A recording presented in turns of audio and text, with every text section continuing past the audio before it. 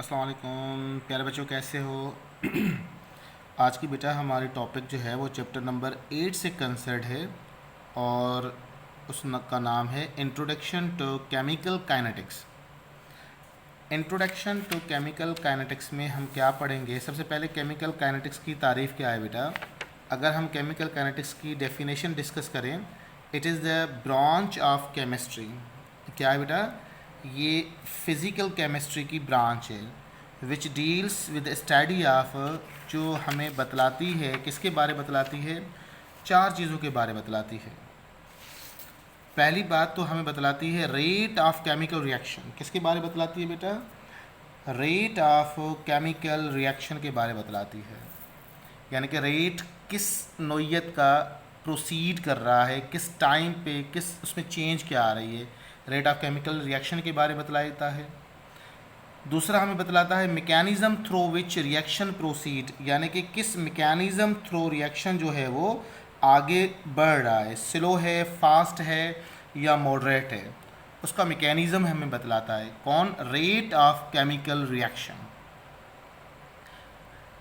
Third हमें जो बतलाता है optimum condition for the maximum yield of product, यानी अगर आप प्रोडक्ट में ज़्यादा इंटरेस्टेड हो, हमें बहुत ज़्यादा प्रोडक्ट चाहिए, तो याद रहे वो आपको कंडीशंस बतलाते हैं कि आप किस तरह से मैक्सिमम प्रोडक्ट ले सकते हो। कौन बतलाएगा?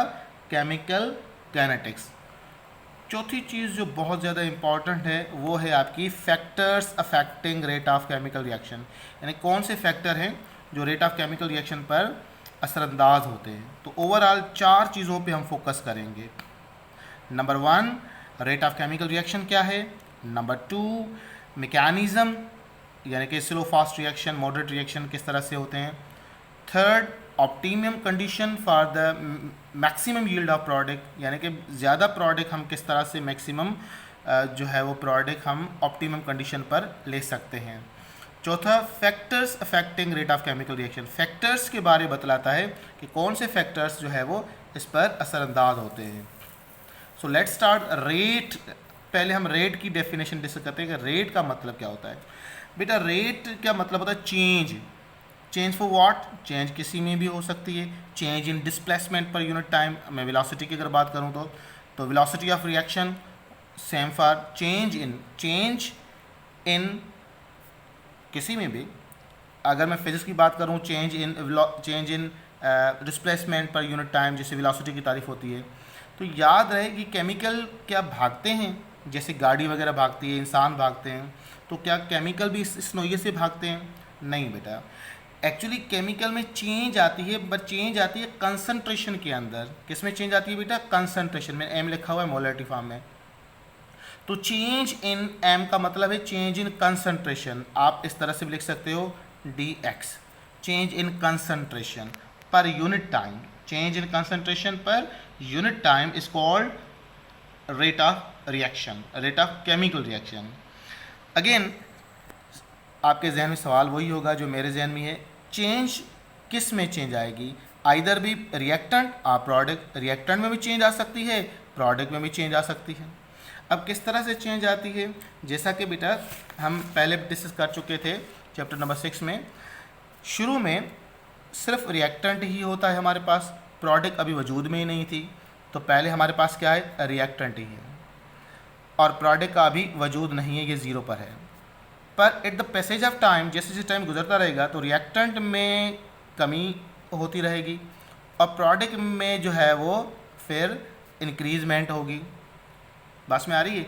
तो रिएक्टेंट में कटौती होगी, यानी कि, और प्रोडक्ट में क्या होगी? जमा होगा। तो जो कटौती रिएक्टेंट में होगी वो जाहिर बात है कि the passage of time concentration reactant की कम होती जाएगी और प्रोडक्ट कंसंट्रेशन बढ़ती जाएगी। तो चेंज तो दोनों में आ रहा है, पर चेंज दो तरह की है। एक चेंज है नेगेटिव, एक चेंज है पॉजिटिव। तो एक और definition rate of chemical reaction की जो इफेक्टिव डेफिनेशन है वो ये है, decrease in concentration of reactant and increase in concentration of product per unit time is called rate of chemical reaction. This is most accurate definition rate of chemical reaction। यानी कि इसके अंदर एक Jamia definition हमने आपको बतलाई कि जो चेंज आएगी वो चेंज रिएक्टेंट में भी आ सकती है, चेंज प्रोडक्ट में आ सकती है। जो रिएक्टेंट में आएगी वो डिक्रीजमेंट होगी, बस में आ रही है, और जो प्रोडक्ट में आएगी वो इंक्रीजमेंट होगी। तो change in concentration of reactant, change in concentration of product, तो इन दोनों को हम किस तरह से लिखेंगे? Change in concentration of reactant means decrease हो रहा है, तो decrease in concentration of reactant, increase in concentration of product पर unit time is called rate of chemical reaction. फिर हम बात करेंगे सेम मैथमेटिकली, जैसे मैं रिएक्शन लिख रहा हूँ ए एंड बी, ए में कमी हो रही है रिएक्टेंट है और बी में इंक्रीजमेंट हो रही है, तो मैथमेटिकली मैं क्या लिखूंगा? Minus D A. माइनस का मतलब क्या होगा बेटा? यहाँ पर वही जो मैं आपको बतला चुका, डिक्रीज इन कंसंट्रेशन, ये मैथमेटिकल टर्म है। Decrease in concentration of A, increase in concentration of B per unit time. तो अगर मैं आपसे कहूँ rate of chemical reaction express in A B reaction, तो आप इस तरह से लिखोगे minus delta A plus delta B per unit time. This is called rate of chemical reaction of particular reaction. बस में आई? तो इस तरह से आप रेट ऑफ केमिकल रिएक्शन को बड़ी आसानी से एक्सप्रेस कर सकते हो। रेट ऑफ केमिकल रिएक्शन याद रहे, एक होता है average rate of chemical reaction जैसे हमारे सिंटेक्स में, एक होता है instantaneous rate of chemical reaction. जैसे अगर मैं आपसे कहूँ एक बंदा जो है वो सक्खर से कराची जा रहा है, सही, अब उसमें चेंज कैसे हम कैलकुलेट करेंगे? दो तरह से कैलकुलेट करेंगे। एक एवरेज निकाल के, यानी कि सक्खर से बंदा गया कराची, चलो 800 किलोमीटर इन्होंने डिस्टेंस ट्रेवल किया है। कितना बेटा? 800 किलोमीटर जो है वो इन्होंने डिस्टेंस ट्रेवल किया है। कितने घंटों में किया है? माना कि इन्होंने जी चले मैं आवर्स की बात कर रहा हूँ, 8 आवर्स में डिस्टेंस ट्रेवल किया है। बात में आ रही है?